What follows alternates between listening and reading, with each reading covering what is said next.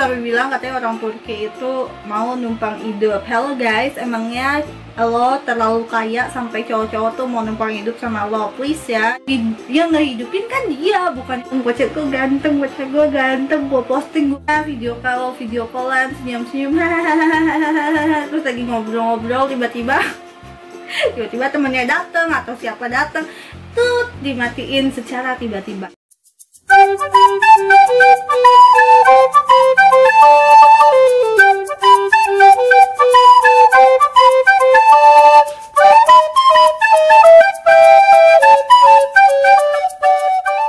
Jadi guys, hari ini kita bergosip-gosip tentang cowok Turki Azza ya. Nah, jadi di komennya itu banyak banget yang mengalami hal yang sama dan senasib, satu sama lain saling curhat di komen-komen gue guys. Itu adalah yang pertama, cowok Turki adalah cowok yang sangat cemburuan, yang bikin kita males ya. Terus yang kedua, kalau misalnya lagi video call, dia selalu mematikan telepon tiba-tiba. Siapa yang ngerasain kayak gitu, tulis di komen, nanti gue balas-balasin guys.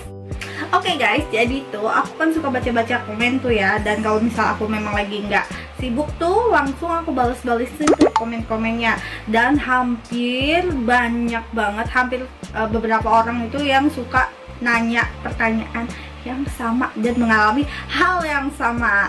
Jadi teman-teman, yang pertama adalah tapi sebelum kalian nonton, kalian subscribe dulu. Jadi teman-teman, kalau misalnya kalian nanya sama aku apakah cowok Turki itu adalah orang yang cemburuan, jawabannya menurut aku nggak semua. Kalau misalnya kalian bertanya berdasarkan negara asal, menurut aku di Indonesia juga banyak deh cowok yang cemburuan. Jadi nggak cuman karena masalah dia itu orang Turki, atau dia itu orang Indonesia, atau dia orang Australia, Jerman, Belanda, dan lain-lain. Itu sih tergantung orangnya aja guys. Nah, yang penting kalian itu nggak usah terlalu baper-baper. Kalau kalian dicemburu, jawab aja sambil bercanda guys, biar nggak serius-serius, biar nggak pusing, biar nggak bikin kalian keriput. Lalu yang banyak juga dikomenin sama orang-orang di video-video gue, kalian itu mengalami sesuatu yang sama, yaitu kalau misal kalian lagi video call nih ya, kalian lagi video callan, terus kalian udah lama video callan senyum-senyum terus lagi ngobrol-ngobrol tiba-tiba temennya dateng atau siapa dateng tuh dimatiin secara tiba-tiba. Itu pasti kalian bakalan mikir, ini orang jangan-jangan duda ya, atau punya istri, atau dia itu penjahat. Nah, kalian pasti bakalan bertanya-tanya kayak gitu guys. Nah, itu juga yang gue alamin guys dulu pas pertama kali. Bukan cuma gue doang sih, di komen-komen ini juga banyak tuh yang bilang katanya, kak gue juga sama tau kak, lagi telepon-teleponan tiba-tiba dimatiin, bikin gue kan jadi bingung ya. Terus bikin gue kan jadi galau, jangan-jangan dia punya istri. Lah emang iya, gue juga dulu ngiranya sisain dulu itu apa, punya istri. Soalnya setiap gue video call sama dia guys, terus lagi ya ngobrol-ngobrol aja, tiba-tiba temennya datang, dia langsung kelabakan, langsung matiin telepon. Kan orang jadi curiga kalau misalnya gituin ya. Tapi guys, setelah beberapa lama kita kenalan, dan terus juga dia datang ke Indonesia, terus gue juga kenal sama keluarganya, baru gue mengerti guys kenapa dia seperti itu. Dan mungkin ini alasan juga sama untuk semua orang-orang Turki yang kalian kenal, yang kalian rasain teleponan terus dimatiin secara tiba-tiba. Ini alasannya guys. Jadi guys, kenapa telepon kalian itu tiba-tiba dimatiin? Mungkin kuotanya habis. Atau yang kedua, dia itu duda, dia itu punya istri. Ini adalah jawaban-jawaban secara keseluruhan dari kalian semua ya. Atau dia mungkin punya pacar, terus atau dia nggak boleh pacaran. Jadi ini adalah jawaban sebenarnya guys. Kenapa sih kalau misal kalian lagi teleponan dimatiin? Itu jawabannya, orang Turki itu dia nggak mau guys kehidupan pribadinya diketahuin banyak orang. Jadi kalau misalnya dia itu belum serius banget, mereka nggak mau show off, mereka nggak mau nunjukin tentang hubungannya dengan kalian.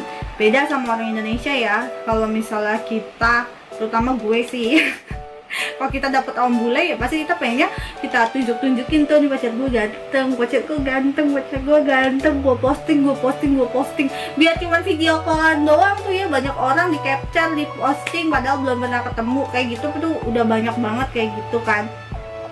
Tapi dulu sih gue sebelum gue ketemu Mas Ahim, gue nggak pernah sih video call, gue capture, gue posting. Soalnya dulu gue takutnya nggak ketemu. Terus tapi gue udah posting dah, gue dibilang baperan, ih Dinda baperan, ih. Jadi gue waktu itu nggak pernah posting sebelum si Sahindut datang ke Indonesia guys. Kan akhirnya dia mulai biasa aja menunjukkan gue ke teman-temannya itu setelah dia ketemu gue. Dulu jangankan video call, teleponan aja tuh ya guys, teleponan begini, teleponan voice call gitu. Terus kalau misalnya ada temen ya tiba-tiba matiin kan sebel ya duit. Ya ternyata emang kayak gitu sih. Terus gue tanya, kenapa sih kalau begitu, jangan-jangan lu punya istri lu, jangan-jangan lu duda lu gitu. Terus dia langsung ketawa-ketawa kan. Jadi ternyata emang kayak gitu. Setelah gue ketemu sama dia, ketemu orang tuanya, jadi dia tuh bilang katanya kalau belum pasti, belum serius, dia itu nggak mau menunjukkan guys. Dia takut keluarganya itu mengharapkan kalian menjadi jodohnya tetapi tidak jadi guys. Makanya dia menjaga sekali. Jadi kalau misalnya ada teman-teman aku, teman online aku, teman YouTube aku yang ngerasain hal yang sama, santai aja guys. Kalau bisa kalian rayu-rayu dia biar datang ke Indonesia, biar nemuin kalian. Nah dari situ deh kalian tahu dia serius apa enggak. Tapi kalau misalnya ketemu pun itu juga tidak menjamin 100% dia serius ya guys, karena kan jodoh udah diatur. Jadi kalian jalanin aja, yang penting nggak usah terlalu baperan. Slow guys, slow. Jangan karena bule kalian jadi dadak duduk yang cepet-cepet gitu. Santai aja, santai guys. Jodoh pasti bertemu. Sampai dibikin lagu tuh sama Afgan ya kan. Next ada lagi nih komen yang menurut gue terlalu lebay banget ya komennya. Ada yang sampai bilang katanya orang Turki itu mau numpang hidup. Hello guys, emangnya lo terlalu kaya sampai cowok-cowok tuh mau numpang hidup sama lo? Please ya, jangan terlalu pedes kau punya mulut. Cukup samyang yang pedes guys. Menurut gue sih ya, kalau bisa numpang hidup ya enggak lah. Tuh kalau misal kalian dibawa ke Turki, yang ngehidupin kan dia, bukannya lu. Kan gak mungkin juga lu langsung dapat kerjaan kecuali lu bisa ngomong bahasa Turki.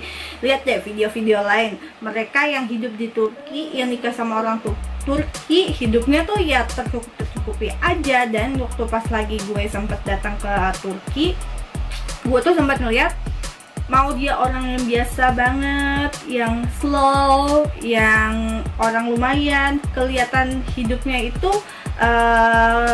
ya sama rata aja. Apa yang mereka mau ya mereka bisa mencukupi. Kayak makan kalian tuh dicukupin. Terus kalau misalnya kalian mau belanja, dia masih bisa membelanjai kalian. Jadi kalau misalnya kalian berpikir kayak gitu, menurut aku salah banget guys, salah banget mbak.